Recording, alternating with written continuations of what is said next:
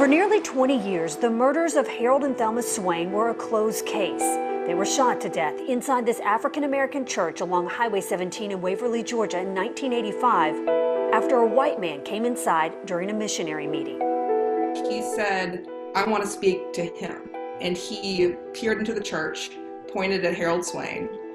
And that's when some of the women looked over and got a quick glimpse of him through the swinging doors. Attorney Susan Simpson is host of the Undisclosed podcast, which investigates wrongful conviction cases. In 2018, we covered the case of Dennis Perry in season 3 of our podcast. She says as Harold Swain was talking to the man, the women heard a scuffle, then gunshots. Thelma Swain ran to help her husband. And as soon as she pushed open these swinging doors to the entryway, she was shot once and died. And Harold Swain was also shot 4 times, and he also died in the entryway.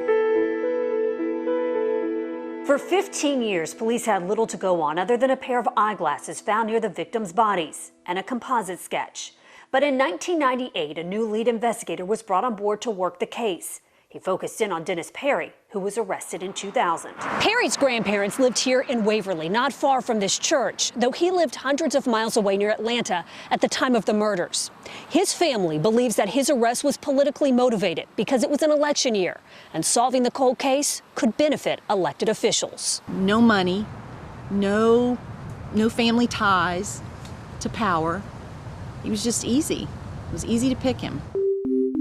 Perry first became a suspect years earlier after a tip was called in saying he resembled a sketch of the killer, but he was ruled out. This is one of my favorite pictures of me and Dennis because he was so happy. His wife, Brenda Perry, says he had moved on with his life. So he was cleared by the GBI agents. There was no reason for him to look back over his shoulder because he knew he was innocent. He just went on with his life.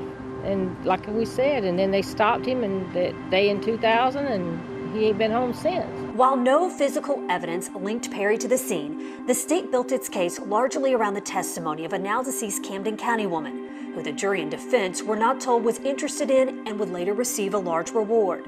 She testified Perry, who had dated her daughter around the time of the murders, told her he was going to kill a black man who didn't let him borrow money. Perry was convicted of the murders and agreed not to appeal his 2 life sentences in exchange for the death penalty being taken off the table. Now, his legal team says new DNA evidence proves he is not the killer. To sit there for 20 years for something that you didn't do, it's hard. You know what the hardest part is when you go to visit him, he doesn't hold any grudge. He holds no anger.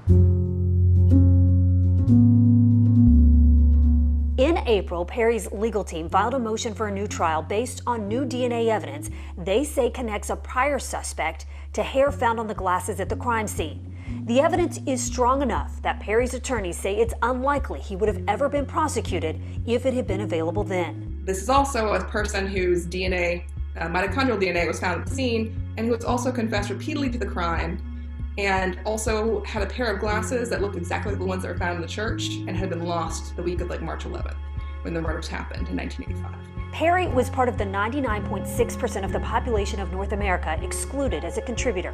His DNA wasn't at the scene. He didn't even wear glasses. I think it's a travesty of justice. Retired GBI investigator Joe Gregory testified at Perry's trial.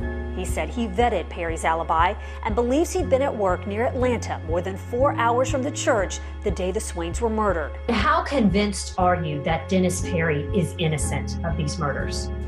100%. We could put Dennis Perry in Jonesboro, Georgia, within just minutes, you might say, no more than an hour prior to the killing, and it was impossible for him to get from Jonesboro, Georgia, to the church. He could not have done that. The prosecution's theory always relied on Dennis Perry being some kind of drug-addicted vagrant who was down on his luck and who dealt in hard drugs and who was a racist and who wanted to kill a black person. And none of that fit.